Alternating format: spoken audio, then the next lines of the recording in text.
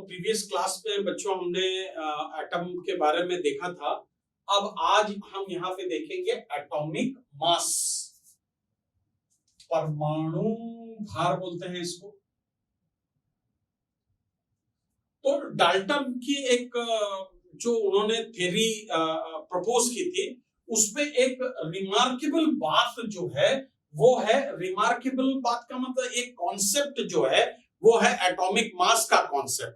और इस atomic mass के कॉन्सेप्ट के अकॉर्डिंग आप किसी भी एटम का एटॉमिक मास कैलकुलेट कर सकते हैं और उस एटॉमिक मास के बेस पर, उस एटॉमिक मास के बेस पर आप ये बता सकते हैं, एक्सप्लेन कर सकते हैं कि how element are react together to form a product. वो कैसे आपस में रिएक्शन करते हैं, कितने अमाउंट पे रिएक्शन करते हैं और जो बनने वाला प्रोडक्ट है वो किस रेशियो पे बनेगा।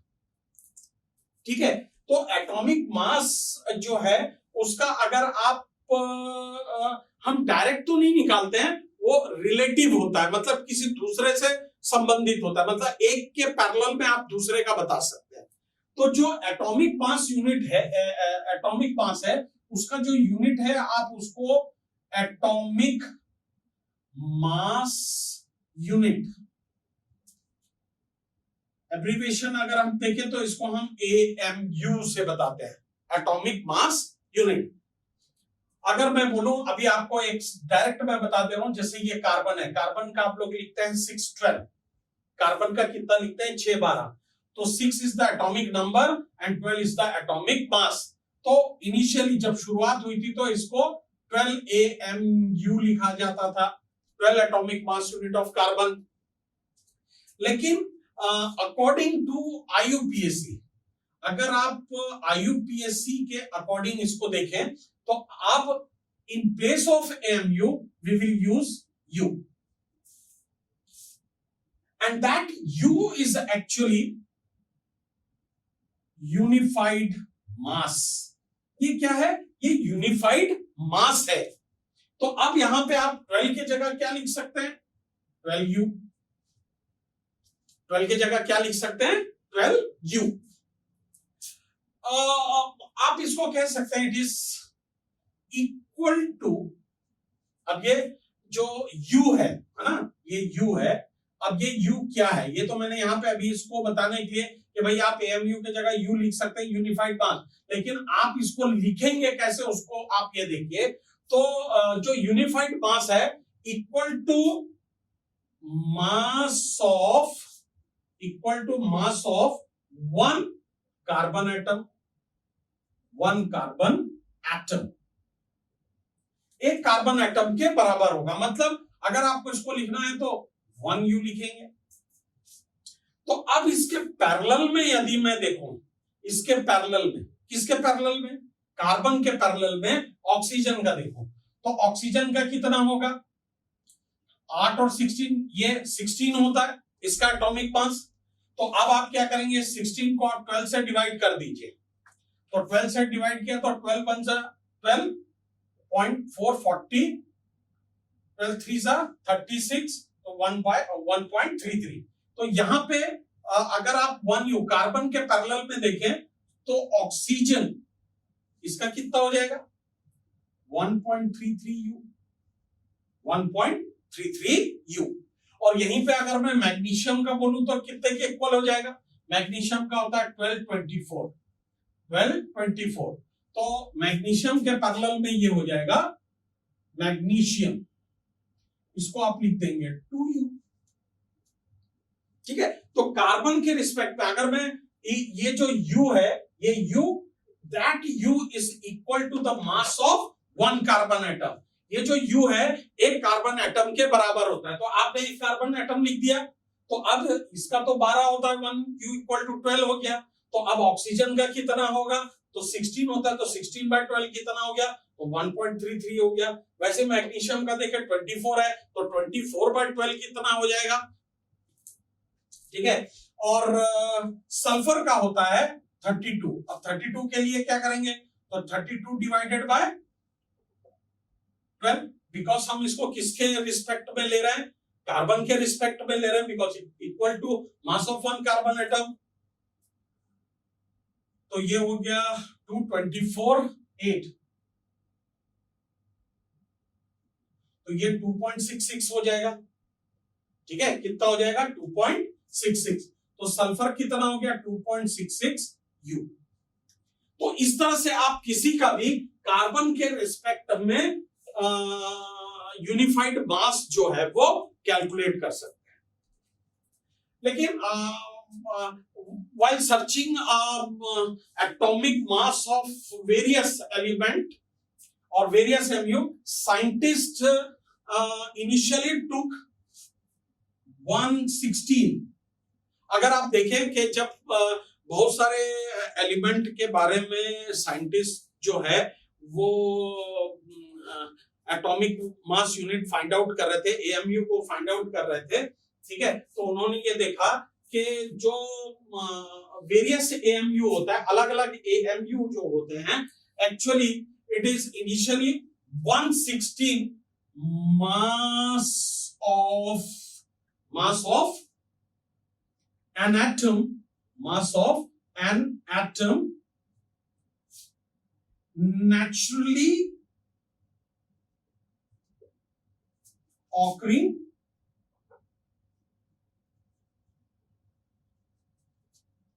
oxygen as the unit।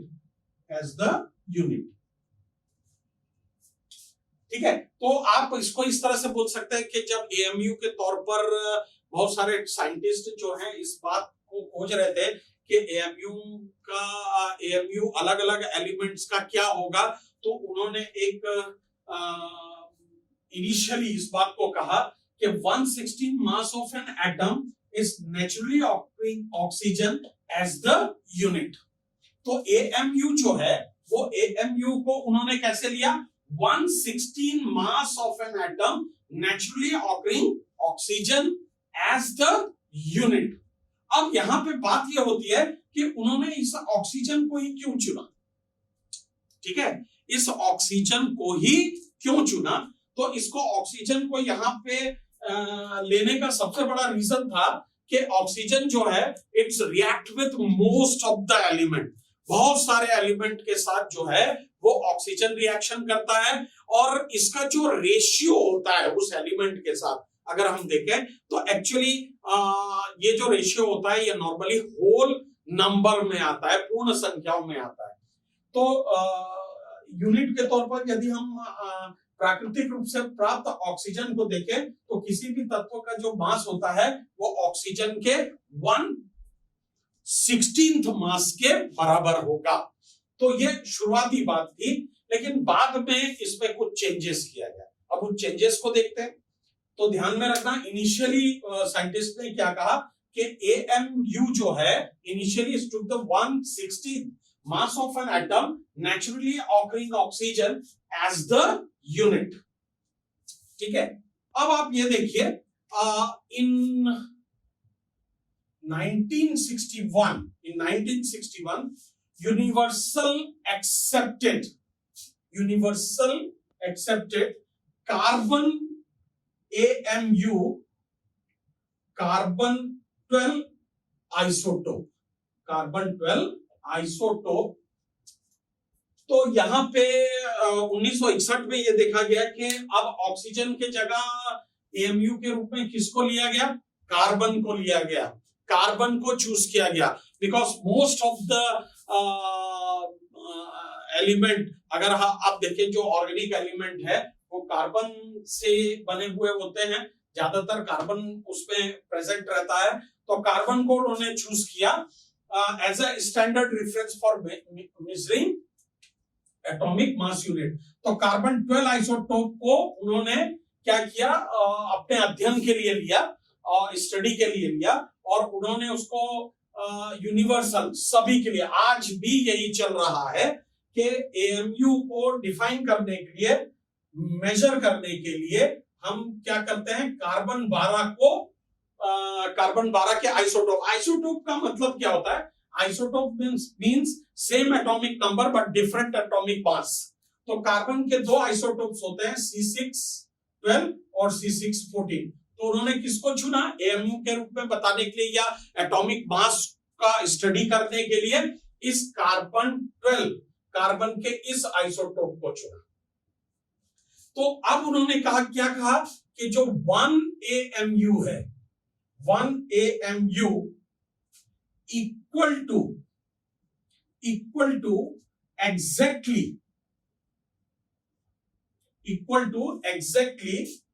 1/12 the mass of one atom of carbon 12।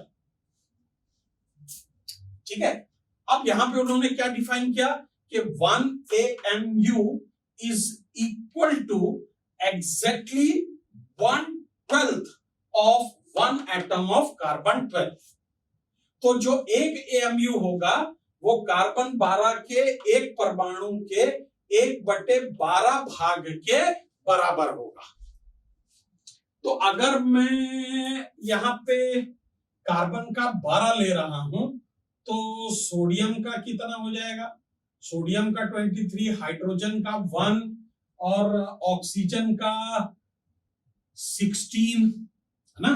Carbon के इक्वल है, अगर कार्बन को हम 1/12 ले रहे हैं तो ऑक्सीजन को 1/6 मतलब वो 16 के बराबर हो जाएगा। ठीक है, और सल्फर जो है वो 32 हो जाएगा, नाइट्रोजन जो है वो 14 हो जाएगा। तो इस तरह से आप ये देखिए ये सारे के सारे जो हैं ये सभी के सभी ये क्या हैं, एटॉमिक मास यूनिट हैं जो किसके इक्वल हैं, 1 AMU equal to the exactly 1/12 of one atom of carbon 12। तो कार्बन 12 के एक परमाणु के 1/12 भाग के बराबर होता है 1 AMU। ठीक है, now the next question is how do atom exist. ठीक है, तो एटम का एग्जिस्टेंस कैसे होगा, तो आपको ध्यान में रखना है इस बात को, atom does not exist independently, वो स्वतंत्र अवस्था में नहीं हो सकता। कुछ एक को अगर छोड़ दें तो एटम जो है वो कभी भी स्वतंत्र अवस्था में इंडिपेंडेंट फॉर्म में नहीं हो सकता। इट ऑलवेज एग्जिस्ट इन, ये हमेशा किस फॉर्म में होगा, either in form of molecule और आयन, मॉलिक्यूल फॉर्म में होगा या आयनिक फॉर्म में होगा। तो ये अब आपको पता करना है कि एक्चुअल में मॉलिक्यूल्स और आयन होते कैसे हैं। ठीक है, और इन्हीं से मिलकर के क्या बना होता है, मैटर बना होता है। ठीक, तो बच्चों अभी आपने देखा था हाउ डू एटम एग्जिस्ट, तो आपको ये पता है कि atom does not exist independently, either आपको क्या बोला, it is in form of molecule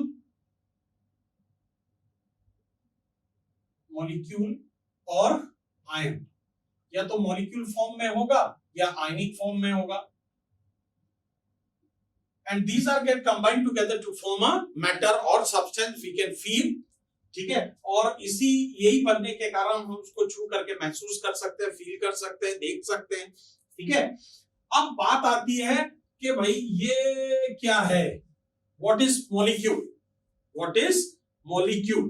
तो यहां पे ध्यान में रखना, the smallest particle of an element, the smallest particle of an element or a compound that is capable of an independent existence and show all the properties of that particular substance।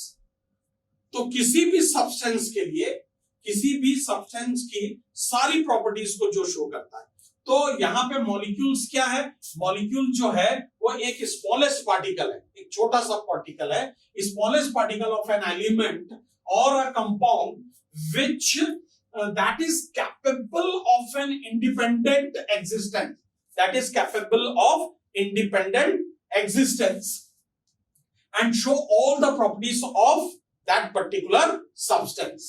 तो अब ये जो molecule है, अब ये ध्यान में रखना, कोई एलिमेंट है या और कोई कंपाउंड है तत्व है या यौगिक है, उसका एक छोटा सा भाग है, उसका एक छोटा सा भाग है या छोटा सा कण है जो स्वतंत्र अवस्था में रह सकता है. It exist in independent state and capable of showing all the properties of the substance. और वो उस सब्सटेंस के सारे प्रॉपर्टीज को शो करने के लिए, दर्शाने के लिए कैपेबल है. ठीक है. अब आप यहां पर बात किया आपने कि भाई जो एटम है, अगर सपोज मान लीजिए सेम एलिमेंट है, एटम ऑफ सेम एलिमेंट और different element join together to form a molecule. Same element के जो एलिमेंट है वो कंबाइंड होंगे. जैसे मान लीजिए Cl है, ये Cl से कंबाइंड होकर के Cl2 बना लेगा. ये मॉलिक्यूल्स है भाई. ठीक है.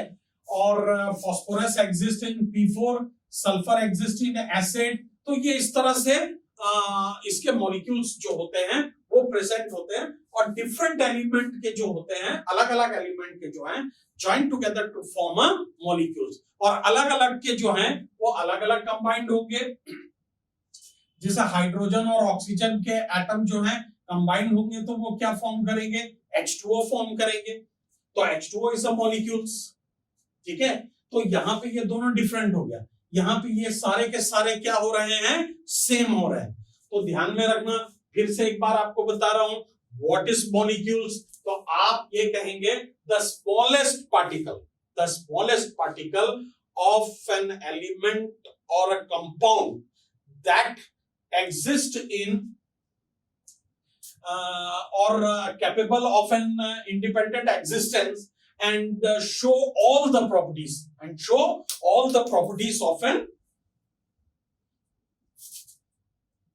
of that particular substance.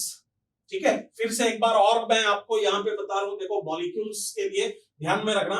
The smallest particle of an element और a compound that is capable of an independent existence and show all the properties of that particular substance. तो यहाँ पे जो मॉलिक्यूल्स है वो किसी तत्व या किसी यौगिक का स्वतंत्र अवस्था में रहने वाला और ये दर्शाता है, वो स्वतंत्र अवस्था में रहता है और ये दर्शाता है कि उस पदार्थ के गुण क्या हैं. वो सारे के सारे प्रॉपर्टीज को क्या करेगा? शो करेगा. ठीक है. तो जैसे आप ये देखिए, ये सिमिलर एटम है तो similar atom get combined together to form a molecule. तो ये Cl2Cl कंबाइंड होकर के Cl2 बन गया. वैसे फास्फोरस कंबाइंड होगा तो P4 बनेगा. सल्फर कंबाइंड होगा तो एसिड. तो यहाँ पे देखिए ये Cl है तो ये पूरा का पूरा इसमें Cl मॉलिक्यूल्स होगा, इसमें फास्फोरस होगा, इसमें सल्फर होगा. लेकिन यहाँ पे डिफरेंट एलिमेंट के एटम जो हैं वो कंबाइंड होकर के क्या फॉर्म कर रहे हैं? मॉलिक्यूल फॉर्म कर रहे हैं. ठीक है. तो यहां पे different element get combined together to form a molecules. और यहां पे atom of same element combined together to form a molecule. और यहां पे atom of different element get combined together to form a molecule. तो यहां पे अलग अलग एलिमेंट के जो परमाणु है, एटम्स है, वो कंबाइंड होकर के मॉलिक्यूल बना रहे हैं. और यहाँ पे सिमिलर एटम है तो Cl2P4 एसिड ये ऐसे हैं, या F2Br2 H2O2 N2 ये सारे के सारे जो हैं वो सेम एलिमेंट के होंगे. और H2 हो गया, कार्बन डाइऑक्साइड हो गया, कार्बन मोनोऑक्साइड हो गया, HCl हो गया. ये सारे के सारे जो हैं वो डिफरेंट एलिमेंट के एटम जो है वो कंबाइंड होकर के क्या फॉर्म कर रहे हैं? मॉलिक्यूल्स फॉर्म कर रहे हैं. ठीक है. नेक्स्ट है मॉलिक्यूल्स ऑफ एलिमेंट. तो molecules of element that means the molecules of an element are constituted by the same type of atom. Constituted by the same type of atom. तो अगर आप यहां पे देखिए कि तत्वों का अणु क्या होता है, तो यहां पे ध्यान में रखना कि तत्वों का अणु जो है वो एक ही प्रकार के परमाणुओं से मिलकर के बना होता है. ठीक है. So what is molecules of element? the molecules of element is constituted by the same type of atom. जैसे हम लोग यहां पे बात कर रहे हैं helium, neon, organ, krypton, xenon, ये सारे के सारे इनर्ट गैस हैं और ये इसी फॉर्म पे रहते हैं, ठीक है। तो यहां पे आपको क्या दिख रहा है, एक ही इस एलिमेंट का एक ही एटम दिख रहा है, तो इसको हम लोग कह देते हैं it is a mono atomic element. Mono atomic element that means it is having only one atom. तो इसमें केवल हीलियम, नियॉन, ऑर्गन में ऑर्गन, क्रिप्टॉन में क्रिप्टॉन, जेनॉन में जेनॉन, नियॉन में नियॉन, हीलियम में हीलियम होगा। अब मैं एक फॉर्मूला लिखूं, मैंने लिखा O2 that is the representation of oxygen. तो मैंने ऑक्सीजन को मुझे लिखना है, तो जैसे मैं लिखता हूं सोडियम और ऑक्सीजन का रिएक्शन करना है आपको, तो मैं कैसे लिखता हूं Na+O2। मैं यहां पे O नहीं लिखता because it does not exist in monoatomic form, because it is highly reactive. ये मोनोएटॉमिक फॉर्म में रह ही नहीं सकता, तो ये किस फॉर्म में होगा, O2, वैसे ही N2, वैसे ही Cl2, वैसे ही Br2, वैसे ही आप यहां पे I2, H2, they all are, ये सारे के सारे जो हैं ये क्या है, डाइएटॉमिक है, diatomic. So this molecules of an element is called diatomic molecules of element. ये इन सारे जैसे oxygen, nitrogen, chlorine, bromine, iodine, hydrogen, ये सारे के सारे जो हैं it is made of two atom, दो एटम से मिलकर के बना। Two atom of oxygen form O2 molecules of oxygen element, two atom of nitrogen form molecules of nitrogen element, वैसे Br2, I2 और हाइड्रोजन का भी होगा। Two atom of hydrogen form molecules of hydrogen atom, तो hydrogen के दो atom मिलकर के हाइड्रोजन एलिमेंट के मॉलिक्यूल्स को फॉर्मेशन करेंगे। तो वैसे ही अगर आपके पास यहां पे ये लिखा है P4 AS4 PS4 AS4, तो 4 के लिए यहां पे हम लिखेंगे टेट्रा। क्या लिखेंगे, tetra. So it is tetra atomic molecules. ये क्या हो जाएगा, टेट्रा एटॉमिक मॉलिक्यूल हो जाएगा। और एक जो अपर सरफेस में आपने देखा है, अर्थ के अपर सरफेस में गैस प्रेजेंट होता है और उस गैस को हम लोग क्या कहते हैं, O3 कहते हैं। उस गैस को हम लोग क्या कहते हैं, O3। तो ये जो O3 है, इसको actually name of this molecule is ozone. तो यहां पे ये क्या हो जाएगा, 3 को हम लोग कहते हैं ट्राई एटॉमिक, ठीक है। और वैसे ही अगर सल्फर को देखेंगे तो ये पॉली एटॉमिक हो जाएगा। वैसे एक से अगर ज्यादा है तो भी ये पॉली एटॉमिक है, लेकिन यहां पे सल्फर के कितने होते हैं, 8, और 8 को हम लोग ऑक्टा बोलते हैं। तो ये ऑक्टा एटॉमिक मॉलिक्यूल्स हो गया, ऑक्टा एटॉमिक मॉलिक्यूल, जिसको कि हमने क्या कह दिया, पॉली एटॉमिक मॉलिक्यूल्स, ठीक है। So this is the molecules of an element. तो molecules of element that means the molecules of element are constituted by the same type of atom। एक ही प्रकार के एटम से ये क्या होता है, मिलकर के बना होता है, ठीक है। तो यहाँ पे अगर ये सारे के सारे हैं तो ये एक ही हो गया, सिंगल हो गया, देखो mono atomic.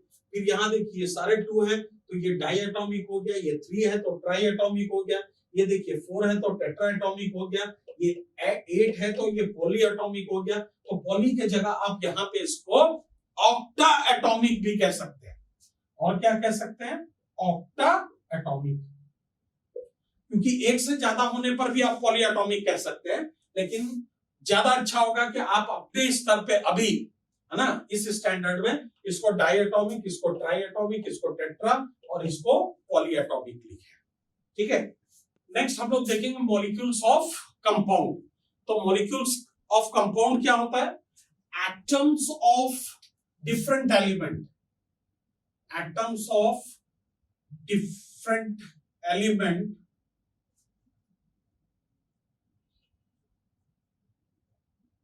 joined together in a definite ratio,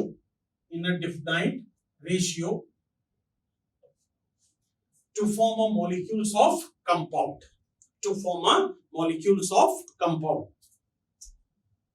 तो क्या है? atoms of different element joined together in a definite ratio to form a molecules of compound.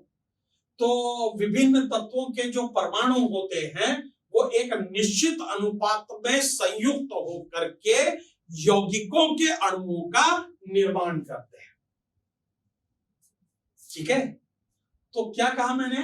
विभिन्न तत्वों के जो परमाणु हैं वो आपस में एक निश्चित अनुपात में संयुक्त होकर के यौगिकों के अणुओं का निर्माण करते हैं। जैसे अब आप यहां पे H2 plus hydrogen plus oxygen ले लीजिए, हाइड्रोजन प्लस ऑक्सीजन। ठीक है, हाइड्रोजन प्लस ऑक्सीजन लिया तो इसने H2O फॉर्म किया। तो मैंने बताया था कि आप ये कहीं से भी आप इस सैंपल को कलेक्ट कीजिए, चाहे टेप वाटर लीजिए, रिवर वाटर लीजिए, सी वाटर लीजिए, रेन वाटर लीजिए, इन सब का फॉर्मूला क्या होगा? H2O होगा। और इनिशियली ये 216 में होता है तो ये 1:8 में होगा। तो इसका रेशियो कितना हो गया? 1:8।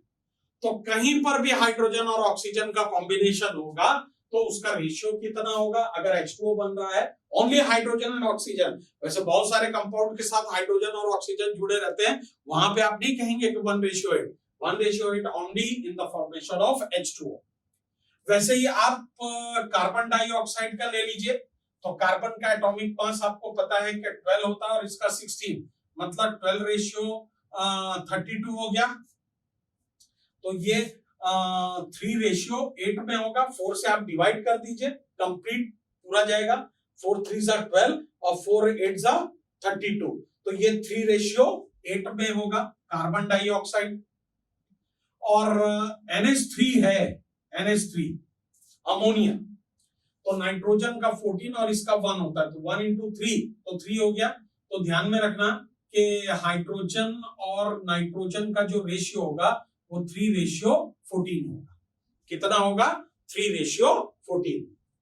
ठीक है, वैसे कार्बन मोनोऑक्साइड है तो ये 12 और ये 16, ये 12 और ये 16, तो ये 3:4 में होगा, 3:4 में। So these are the actual molecules of compound. So atom of different element joined together in a fixed or definite ratio to form a molecules of compound.